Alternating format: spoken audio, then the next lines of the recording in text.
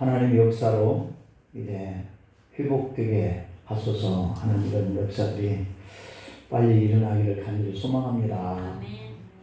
11월 1일부터 이제 우리나라도 위드 코로나 해서 이제 뭐 이런 자영업자들, 소상공인들 뭐 인원 제한 안 시키고 다 영업을 할 수 있도록 이렇게 발표를 했습니다.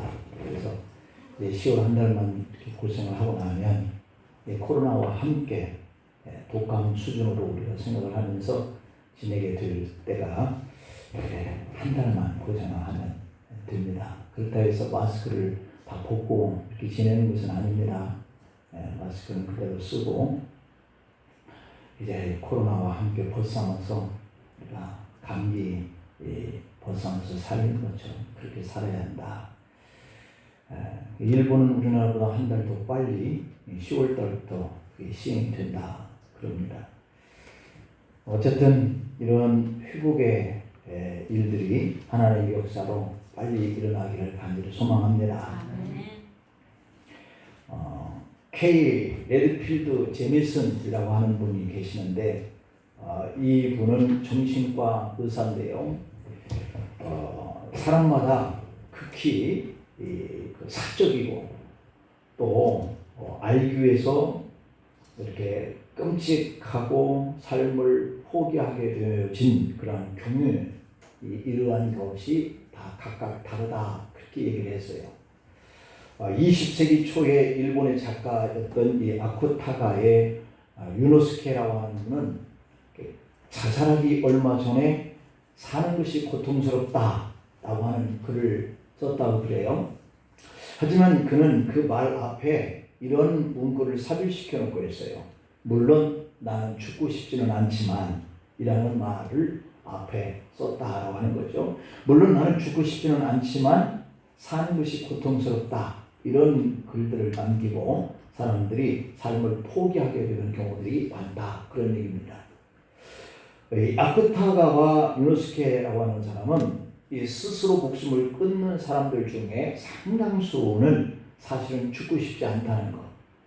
그렇지만 지금 자신이 겪고 있는 이 일을 끝내고 싶어하는 이러한 생각을 가진 이러한 삶을 포기하는 사람들이 대다수더라라고 하는 겁니다. 그러니까 나는 죽고 싶지는 않지만 이 일을 내가 이겨가기가 너무 힘들다 하는 이러한 마지막 말을 남기고 이렇게 죽는다는 것이죠. 자살하는 사람들이 남기는 그러한 유서에 자주 등장하고 있는 이 표현을 보면 더 이상 견딜 수가 없다 혹은 계속 살아야 할 이유가 무엇인가 라고 하는 이런 문구들이 있는 것을 보면 이 삶의 냉혹한 그런 현실로부터 뭔가 도피하고 싶어하는 그런 강한 욕망을 드러내는 경우들이 다반사다 이렇게 얘기를 해요. 하지만 전문가들은 이 자살을 하는 것은 마치 감기를 핵폭탄으로 치료하는 것과 같은 행동이다 이렇게 얘기를 해요.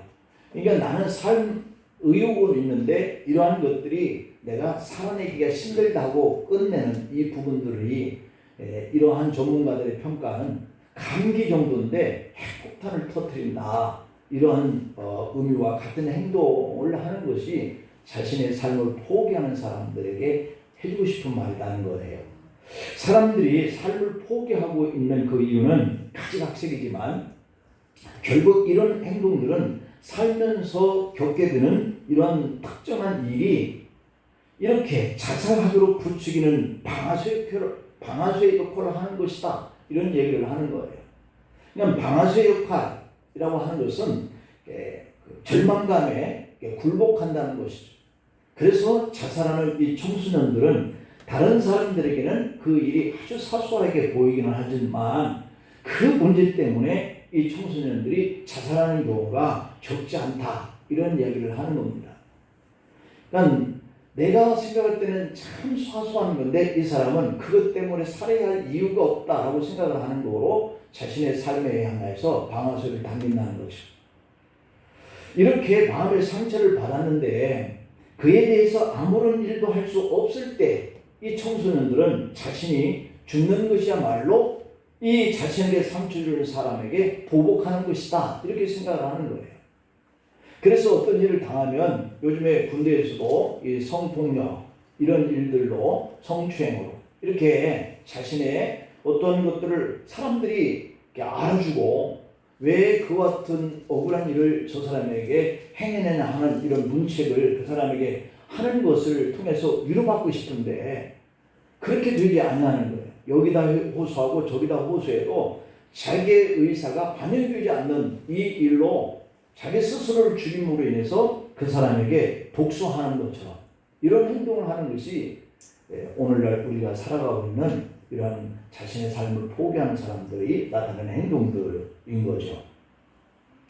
이렇게 자살 충동을 느끼는 사람들은 다 그 다루는 전문가로 활동하고 있는 이남으로 시옷이라고 하는 분이 이렇게 말을 해요. 청소년들은 자신에게 고통을 주는 사람에게는 벌을 주고자 하는데 내적 욕구를 자신의 죽음을 통해서 의미 있게 표현하려고 하는 그런 행동이다. 이렇게 얘기를 하고 있는 거예요. 최근에 영국에서 실시한 이 조사를 보면은 청소년들은 심한 괴롱을 당하면 자살을 기도할 가능성이 거의 일반 성인들보다 7배가 더 높다. 이런 결과를 내놓고 있어요. 이런 괴롭힘을 당하게 되면 참으로 심각한 감정적인 고통을 겪는다는 겁니다. 목을 매서 자살한 13세 된 한 남자아이는 자신을 괴롭히고 심지어 돈을 빼앗기까지 한 이 5사람의 이름들을 쭉 밝히는 유서를 남겼어요. 그 아이가 유서에 이런 말을 써놨어요. 제발 다른 아이들을 구해주세요. 그러니까 이러한 일들로 괴롭힘을 당하는 청소년들이 참 많은데 자기뿐만이 아니라 좀 그 다른 아이들은 자기와 같이 이런 마지막 극단적인 이러한 경우를 당하지 않도록 좀 구해달라 이렇게 써놓고 죽은 거예요.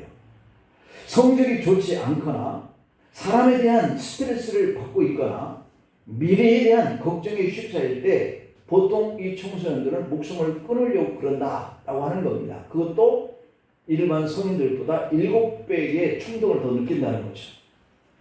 성인들의 경우에는 일반적으로 재정 문제, 돈 문제죠. 직장 문제 이런 것과 관련된 문제가 자살 방아쇠의 역할을 하고 있다 이렇게 얘기를 해요. 일본에서는 경제 불황이 여러 해 계속될 때에 최근에 자살 건수가 한 해에 3만 건을 넘었다 그럽니다. 사실은 자살 건수가 1위인 국가가 우리 한국이죠. 그런데 이 일본에서도 3만 건이 넘었다 이런 때가 있었다는 거예요.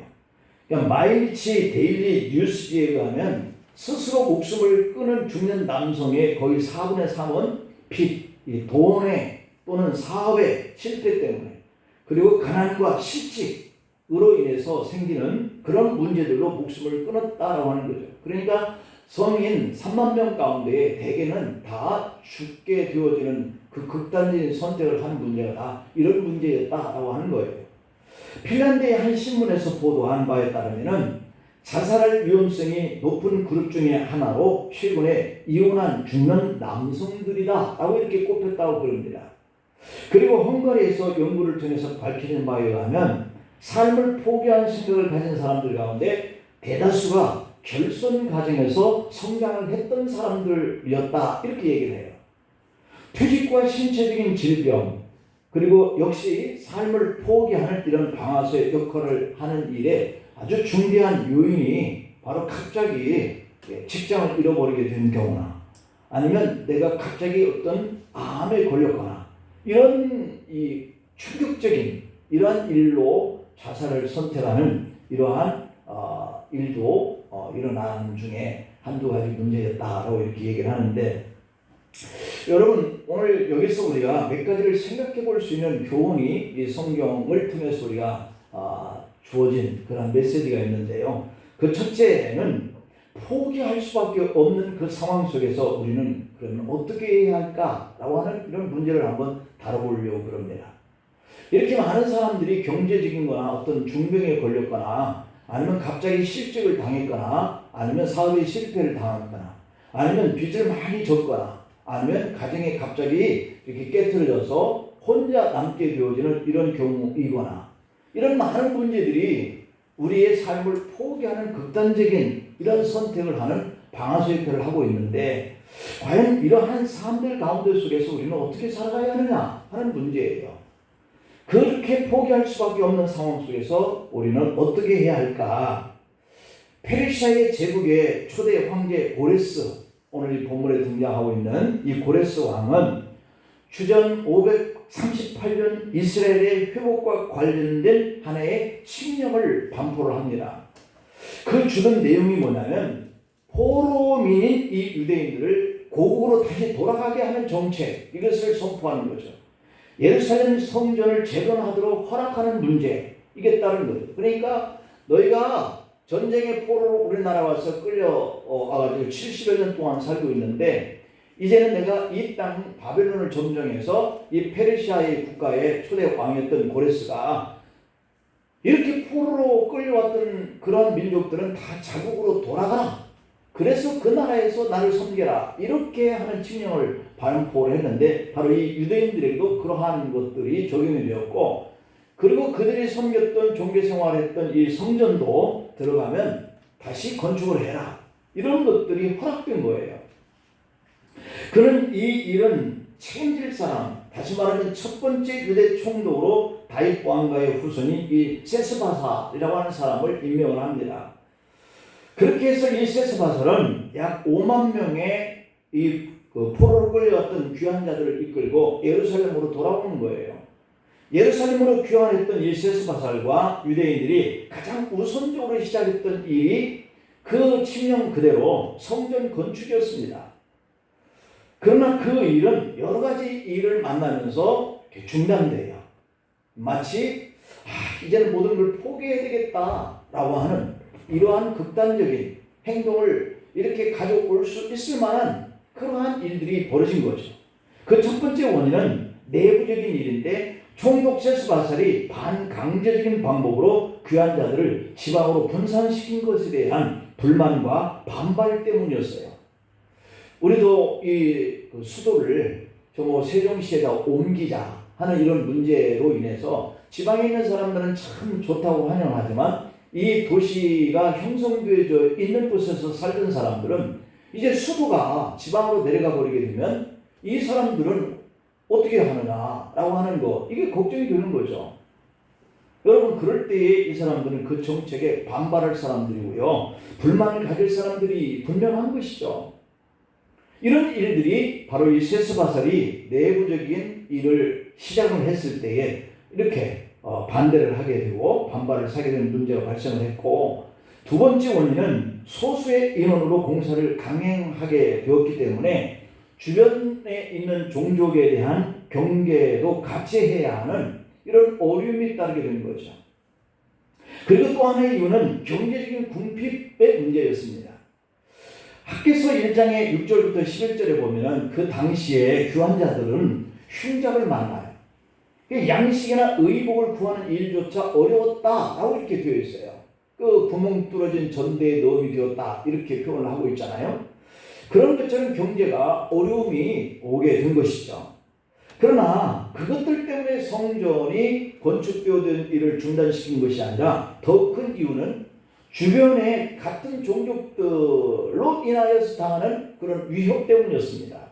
그들은 유대 땅에 계속 살아왔던 이 사마리아인들 등등인데, 유대인들의 귀환과 성전 건축을 하는 것을 그들이 원치 않았어요.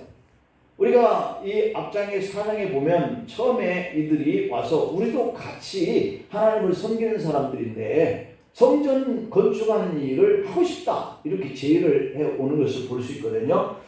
그런데 그 일을 반대하는 거죠. 그 반대를 받은 이 유다, 이 사마리아인들이 아주 다양한 방법으로 성전 건축을 방해하기 시작합니다. 에스라 4장에 자세히 기록되어 있는데 4장의 4절부터 6절 말씀을 보면은 첫 번째 직접적인 방해로서 군사적인 위협 등을 비롯하여서 유다 백성으로 하여금 겁을 먹고 현장에 나가지 못하도록 만들었다라고 하는 것이 4절의 메시지예요. 그 다음에 5절에 보면 두 번째는 간접적인 방해를 하는데, 지방이나 중앙 관리들에게 뇌물을 바치는 이런 일들로 인해서 노비를 통해서 방해를 해왔다라고 하는 겁니다. 요즘에 뭐 성남에 뭐 어떤 그 일들이 이렇게 부각이 되면서 로비 이러한 일들로 뇌물 이런 문제로 이렇게 그 뉴스를 들을 때마다 그 일이 빠지지 않는 것들이 방송을 타고 우리 귀에 들려지게 되어지는 것을 보는데, 이런 일들이 그 당시에도 일어나면서 성전 건축하는 일을 방해했다는 거죠. 그 다음에 세 번째 방해는 6절을 보면 사법적인 방해를 해왔는데요. 그들은 성전이 건축되면 세금을 바치지 않을 것이고 바사왕에게 반영할 것이다 하는 이 일로 이렇게 투구를 하는 이런 형태로 고소를 하는 이런 일들이 발생을 해요. 그 다음에 네 번째로는 7절부터 16절까지 쭉 기록되어 있는 내용에서 우리가 아까 봤듯이 행정적인 측면에서 방해를 해왔다라고 하는 겁니다.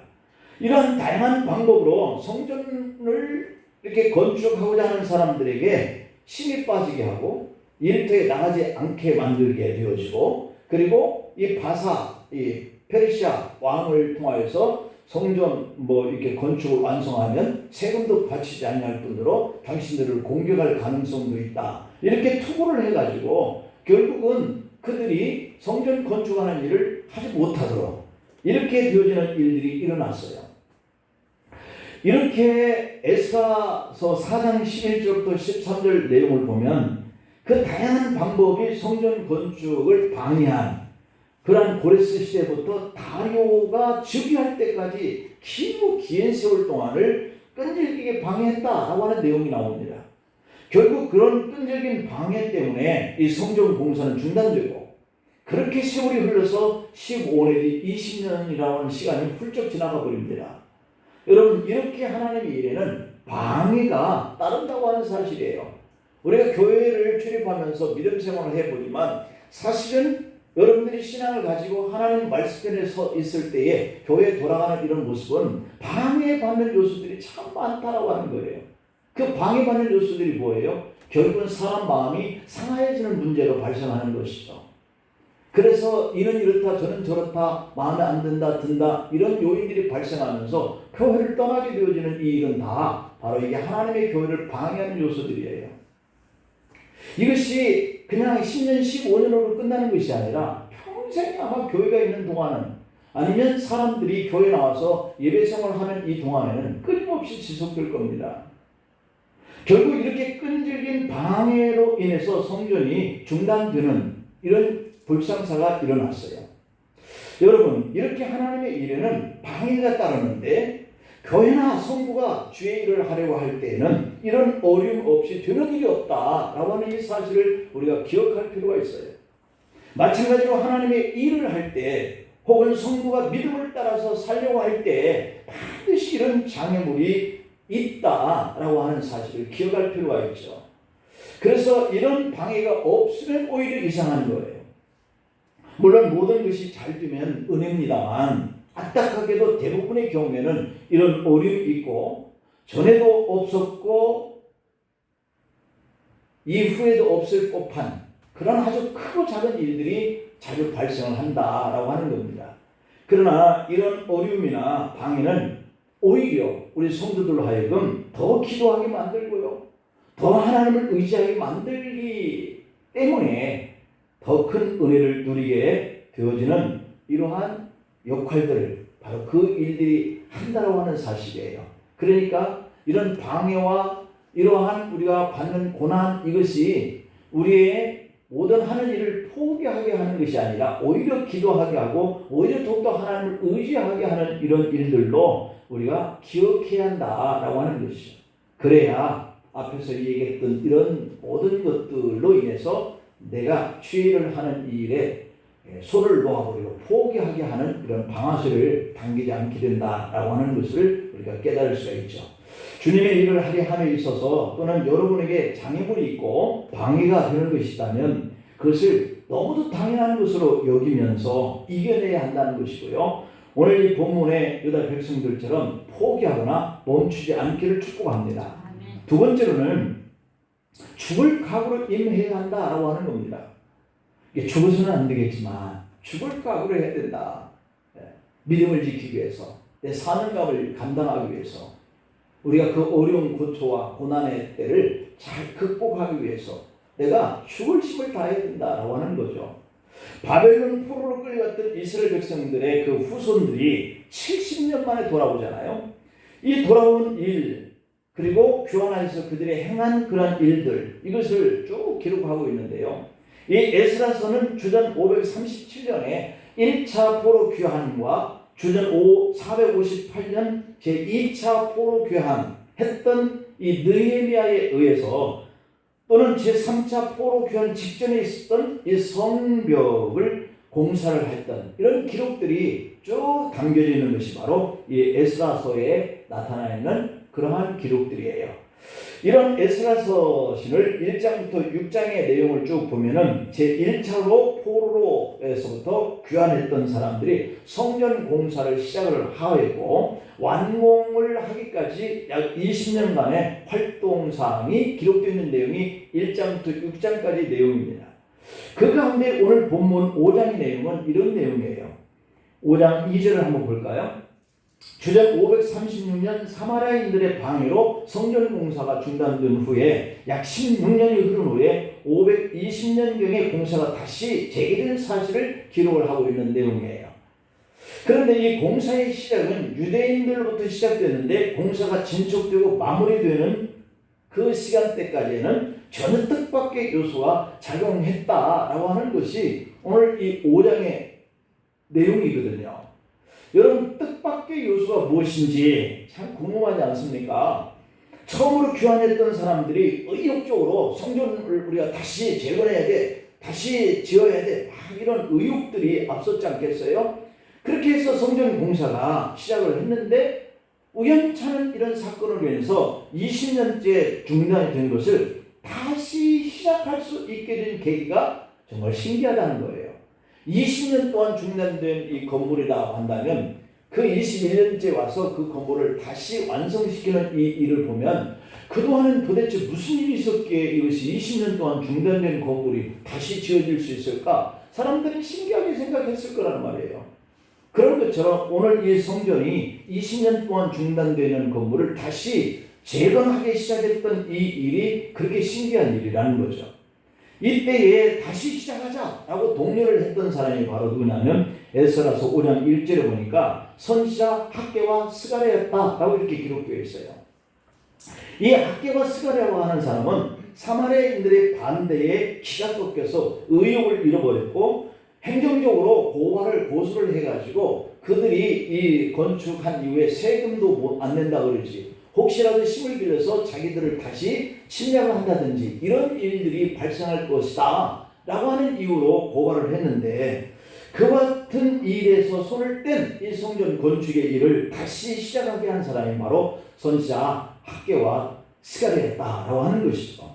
그래서 의욕을 잃고 성전 건축을 그만둔 유대인들에게 열정을 불어넣기 시작합니다.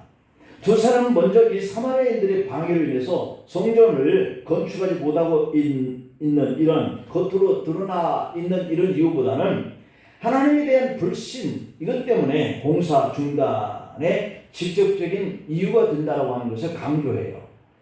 그리고 성전을 건축하는 일이 하나님께서는 기뻐하시는 일인데 사람이 이렇게 방해를 통해서 지금 멈춰져 있는 것이 과연 우리가 생각할 때 옳은 것이겠느냐, 이런 일로 이렇게 믿음의 이스라엘 백성들에게 자존심을 부각시키고 또 영광을 회복하는 그 일이 바로 성전 건축에 있다라고 하는 것에 이 출발점을 강조하고 있는 것이죠. 여러분, 저와 여러분들이 교회를 섬기고 어려움이 있을 때 우리가 합심해서 마음을 같이 나누고 물질을 드리고 기도를 하고 전도를 하고 하는 이 모든 일들이요, 우리가 하나님의 사람이기 때문에 하는 거예요. 해야 되는 거예요. 이게 바로 신앙인의 자존심이죠. 이것을 하나님이 또 기뻐하신다라고 하는 것이 하나님께 영광 돌리는 일을 하는 것이 출발점이 되는 거죠. 그 외에 방해는 어떠한 요소들로 인해서 방해를 받든 어떠한 것으로 인해서 우리가 시련을 당하든 간에 우리는 주님 앞에 가는 그날까지 교회를 섬기는 이 문제에 있어서만큼은 고난과 고통과 이러한 모함과 시험거리를 당하게 된다는 사실입니다. 성전 건축을 포기한 지금은 큰 어려움이 없을 거예요. 왜냐하면 그 일을 안 하니까 방해하는 사람들도 방해하잖아. 여러분 우리가 기도 생활 안 하면 방해하는 사람이 없어요. 여러분 전도 생활 안 하면 그냥 누구든 아무 말도 하지 않아요. 전도하니까 욕을 들어요. 기도하니까 그 기도를 방해하는 세력들이 등장을 해요. 이게 참 묘한 거거든요. 그러니까 손을 놓고 가만히 놓아버리면 아무 이상이 없는 거예요. 원수도 없고 방해자나 장애물도 없이 편할 수 있어요. 그러나 편할 수는 있지만 그 평안은 참된 평안이 아니라 진정한 그런 만족이 아니다 라고 하는 사실입니다. 지금은 문제가 없는 것 같고 지금은 원수가 없는 것 같고 지금은 편안한 것처럼 느껴지지만 그의 마음속에는 하나님을 향한 기쁨은 상실될 거란 말이에요. 내가 하나님의 백성이라고 하는 자긍심과 보람은 없을 거란 말이에요. 그러니 그 마음이 진정한 평안이 되겠나요? 그것이 하나님께 기뻐하시는 삶으로 잘 살고 있는 것이 결코 아니라고 하는 사실을 본인들이 더 잘 알 거예요. 교회에 어떤 문제와 시련과 풍파가 있어서 에이 이런 거 교회 안 나오겠다 하고 갈 때는 이제 이런 꼴 저런 꼴 안 본다는 생각 때문에 평안할 수는 있겠지만 조금 가기 시작하는 마음이 조급해지기 시작하는 것은 어쩔 수가 없을 거예요. 그게 바로 성도라고 하는 사실이거든요. 그래서 두 선지자는 유대인들에게 성전 건축은 하나님이 진짜 원하시는 일이다. 이런 것들을 부각시키는 거고 하나님이 가장 기뻐하시는 일이다라고 하는 것을 강조하고 있어요. 그래서 무엇보다도 예배의 공동체인 이 유다 백성들에게 가장 필요한 것은 이 성전을 세워서 우리가 하나님 앞에 나가는 것이다. 이런 얘기를 하고 있는 거거든요. 이렇게 두 선지자의 외침을 통해서 잠시 안일했던 이 유대인들을 일깨우기 시작합니다. 그들은 성전 건축을 미루는 것이 얼마나 어리석은 일인가 하는 것을 깨닫게 되었고 그리고 성전과 예배를 통해서 주시기에 하나님의 은혜의 그 복을 누리지 못한 것을 후회했어요. 무엇보다도 하나님의 말씀에 대한 불신을 회개했으면서 20년 동안 놓고 있던 연장을 다시 들고 일을 시작합니다. 그래야 될 줄 믿습니다. 마음의 상처는 사람이니까 받을 수 있어요. 서운한 감정은 사람이기 때문에 들어올 수 있어요. 그렇다 해서 일을 1년, 10년, 20년 놓았는데 다시 들고 일어나기는 쉽지 않잖아요. 뭔가 마음속에 충격이 있어지는 어떤 계기를 만나게 되어야만 놓았던 연장을 다시 드는 거죠. 교회의 발길을 끊었던 이 발길을 다시 심어놓고 나올 수 있게 되는 것이거든요. 그래서 예상했던 대로 주변 종족들이 또 방해하기 시작합니다. 일을 시작하니까. 스가랴서 5장에 에스라서 5장 3절 5절까지 이렇게 보면 성전 공사가 재개되어지는 이 소식을 듣고 바사의 유브라데나 서부 지역 총책인 바드네가 이 공사를 원천적으로 이렇게 중지시키기 위해서 바사왕 다리오에게 상소를 올린 뒤에 그 답이 오기까지 공사의 진척을 지켜보고 있었다 하는 이런 내용이에요. 이스라엘 백성들이 성전을 중심으로 예배와 믿음으로 하나 되어서 그 전보다 더 크고 강한 힘과 영향력을 발휘하게 될 것에 대한 염려하는 내용이죠. 그러나 그보다 더 큰 반대 이유는 영적인 것이었습니다. 예루살렘의 성전에 세워지고 예배가 회복되어지는 것을 사탄이 가만히 내버려 둘 리가 없다라고 하는 겁니다. 그럼에도 불구하고 성전 공사 재개와 그에 대한 반대 운동이 이루어진 가운데 성전 건축이 완공되었다라고 하는 사실이에요. 그러므로 오늘 우리들은 시험과 이런 방해가 있음에도 불구하고 우리의 믿음을 지키고 우리에게 주신 이 사명을 감당하는 것이 얼마나 좋은 일인지 모릅니다. 오늘 본문에서 특히 에스라 5장 6절부터 17절까지 내용 속에 쭉 보면 이 유브라데 강 서부 지역을 통치하고 있던 이 총독 다드네가 올린 상소문이 쭉 기록되어 있거든요. 거의 전문 그대로 이 6절부터 17절까지 기록되어 있는 내용이에요. 예루살렘에 성전이 건축되는 것을 못마땅하게 여긴 이 다드네가 그것을 중지시키고 또 즉흥적으로 감정적으로 일시적으로 하기보다는 아주 치밀하게 확실하게 조지하려고 이렇게 자세하게 편지를 써서 그 왕에게 고발을 하는 거예요. 그 내용이 6절부터 17절까지 기록된 내용이거든요. 그는 정말 신중한 사람이고요. 심지가 굳은 사람이었기 때문에 이렇게 할 수 있었다고 봐요. 따라서 그가 다리오 왕에게 올린 상소의 의도를 보면 성전 공사를 원천적으로 중지시키려고 하는 계획 때문에 이 편지를 쓴 거거든요. 그런데요 여러분, 이런 의도로 왕에게 올린 그의 상소문이 결국은 정말 신기한, 앞에서 얘기한 대로 신기한 기적을 낳게 되는 결과를 가져와요. 자신은 방해하기 위해서 성전을 건축을 하지 못하도록 하기 위해서 띄운 이 편지가 오히려 이 바사 쪽에서 성전 건축을 완공하게 해야 되겠다, 이런 결과를 가져오는 일이 발생을 했다라고 하는 거죠. 여러분, 오늘 우리에게 주시는 교훈이 바로 이 내용이거든요. 그가 올린 상소문은 그의 의도와는 정반대의 결과를 가져온 거예요. 그리고 그 결과는 지금까지 20년 동안 건축이 중단된 이 성전을 이스라엘 백성들이 이렇게 해결을 하고자 하는 그러한 일이 한꺼번에 이루어진 거예요.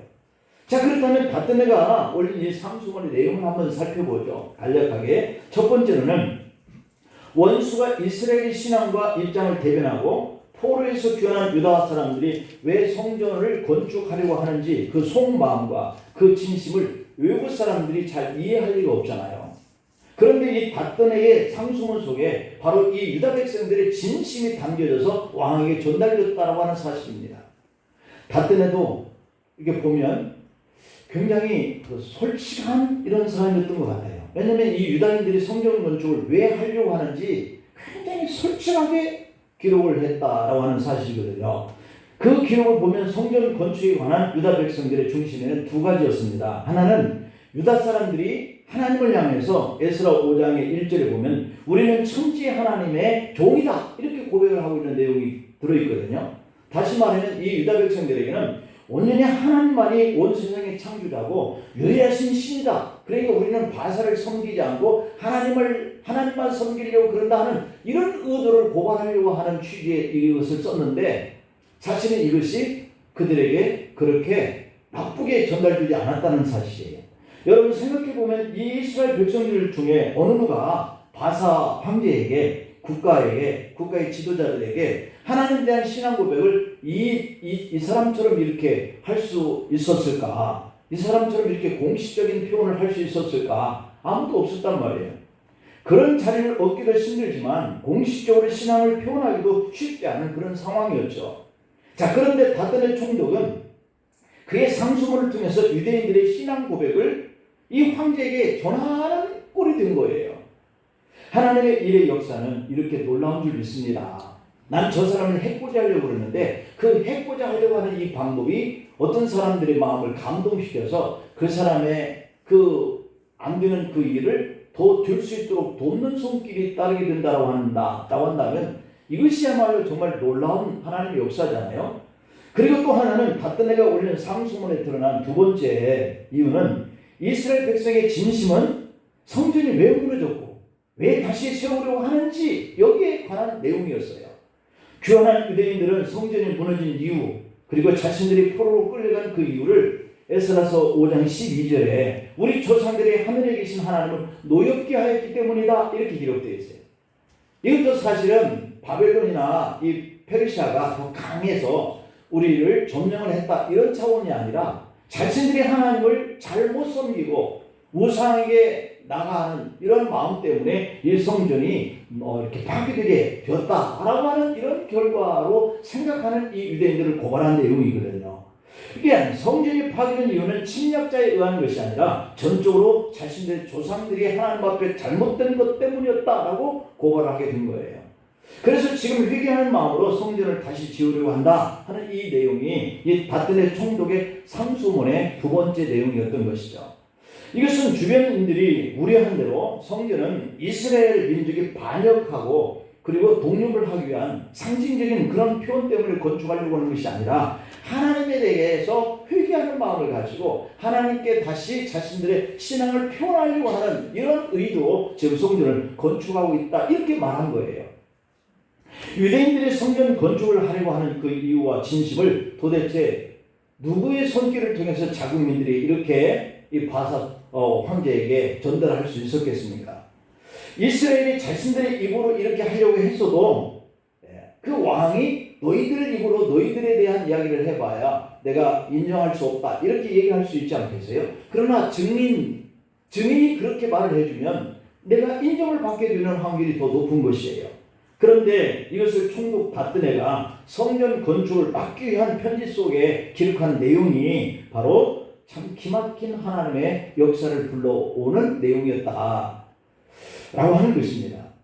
이 닷든의 상수문에는 유대인들의 진심과 신앙 고백만 드러나 있는 것이 아니라 성전의 재건과 관련해서 이 유대인들이 미처 생각할 수도 없었던 묘안들이 나타나고 있는데요. 오늘 본문 13절 말씀을 보면 바벨론 왕 고레스 원년에 고레스 왕이 조서를 내려 하나님의 이 성전을 다시 건축하게 하고 또 느부갓네살이 예루살렘 하나님의 성전 안에서 금, 은 그릇을 옮겨다가 바벨론은 신당에 두었던 것을 예루살렘 성전에 두라 명령한 이 바사의 그 초대 왕인 고레스의 조서 이 사실 여부를 한번 확인해 봐 달라라고 이렇게 기록이 되어 있어요. 이 닷든의 제안은 몇 가지 의미를 가지고 있습니다. 하나는 성전 공사가 중단된 후에 다시 시작하기 위해서는 상부의 허락이 필요했는데 이스라엘 백성들이 그 허락을 다시 받아낼 수 있는 방법, 이것이 필요했던 것이죠. 그런데 이 닷든에가 올린 상소문을 통해서 그들이 그동안에 초대 고레스가 이 공문을 띄웠던 문서들을 가서 찾아보게 하고 그것이 정말 사실이다 하는 여부를 발견하게 되는 계기가 되는 거예요. 엉뚱하게도 성전 공사를 막으려고 하는 이 사람을 통해서 중앙정부에서 성전 공사가 다시 시작된 사실이 알려지게 되고 결국은 에스라서 5장 15절 말씀을 보면 성전 건축을 다시 허락받는 결과가 일어나요. 이 성전 공사를 합법적으로 하기 위해서 이에 관한 법령이나 혹은 왕의 명령의 그 존재 여부가 확인하는 것이 필요했는데 비록 최초의 성전 공사가 왕의 명령으로 시작되었지만 이 사마리아인들 중에 주변의 방해로 공사가 중단된 것 또한 왕의 명령에 의한 것이었거든요. 그러니까 이 중단하라 하는 이 왕의 명령만 발견되고 최초의 성전 건축을 해라 라고 하는 이 고레스의 칙령이 발견되지 않냐면 이게 계속 중단시켜야 할 그러한 의도가 더 부각되는 것이거든요. 그래서 그 중에 더 우선권을 가지고 있는 이 최초의 명령자의 그 문서가 발견을 해야 하는 거예요. 그런데 총독 닷든에도 이러한 사실을 알고 있기 때문에 이 고레스가 내린 최초의 명령이 어떠했는지 확인해 봐달라라고 요청을 한 거예요. 거대한 제국의 변방, 이제는 다 사라져버린 이 유다 그 나라의 신전에 관한 그 일이 이 바사 제국에 무엇이 그렇게 중요한 일이었겠습니까? 그런데 바로 이 총독 닷든으로 인해서 다시 관심을 가지고 그렇게 찾아볼 수 있는 계기가 되어지는 것이 바로 이 닷든의 이 편지 한 통 때문이었다고 하는 겁니다. 이것은 유대인들의 성전 건축을 결정적으로 돕게 되어지는 일이 되었으니 이것이 하나님의 역사가 아니면 어떻게 이룰 수가 있었겠냐라고 하는 겁니다.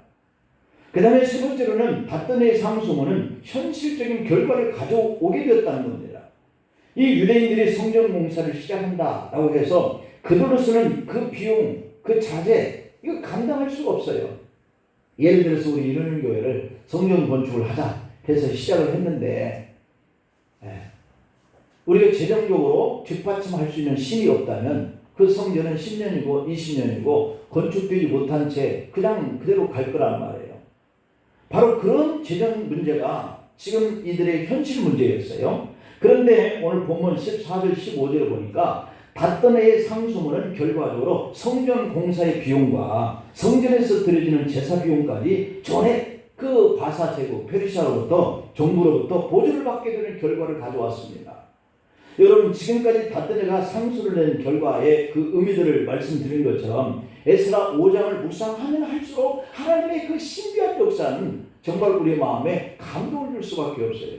여러분이 하는 일들 속에 내가 삶을 포기해야 되겠다 하는 이런 문제가 꼭 있으면 그 일에 대해서 재정 문제나 현실적인 문제 때문에 내가 나의 삶을 포기하는 방아쇠를 당겨야 하는 그런 때가 온다면 오늘 이 닷든에가 고레스 왕에게 띄운 이 편지를 통해서 오히려 성전 건축을 방해하고 그들이 이러한 건축을 중단해야 하는 그 이유를 문서를 통해서 다 발견하려고 하는 그런 의도로 쓰여진 이 편지가 하나님께서 원하시는 일이기 때문에 하나님께서 그렇게 바라시는 일이기 때문에 그 편지를 오히려 바꿔서 이런 재정을 받게 하고 그리고 빼앗아갔던 모든 성전 기물들을 다시 찾아서 돌아오게 만드는 이런 결과를 가져왔다고 하는 것을 기억하면서 오늘 우리도 한 주간 살면서 이렇게 고통스러웠던 문제들이 나의 삶을 포기하는 문제로 만들어지는 것이 아니라 오히려 그 일은, 그 고난은 내게 더 좋게 하게 하시는 이런 하나님의 역사가 나타날 것을 믿으시기를 축원합니다. 기도하시겠습니다.